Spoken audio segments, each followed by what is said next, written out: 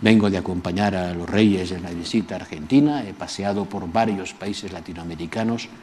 Os puedo decir que eso de la hispanidad no es retórica hueca, es una realidad viva y sentida que se palpa cuando se mezcla uno con los habitantes de esos países.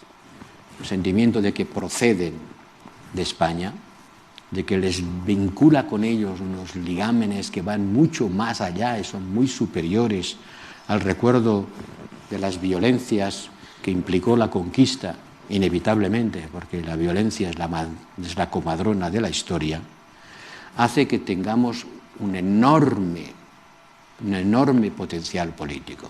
Y porque hemos de recordar que lo hicimos y sentirnos satisfechos de haberlo hecho, porque no es poca cosa lo que ha hecho España a lo largo de los siglos. Sí, naturalmente que sí, que toda conquista derrama sangre y se ejerce en la violencia.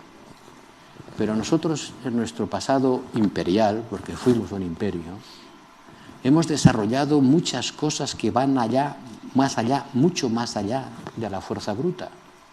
Y a veces con broma te dicen: la conquista fue cosa de los indios y la independencia fue cosa de los españoles, porque la conquista se hizo básicamente apoyándose en las rencillas entre indios. Cortés nunca hubiese podido conquistar el imperio azteca con sus 400 hombres si no hubiera podido movilizar a miles de sus aliados tlaxcaltecas dominados por el imperio azteca.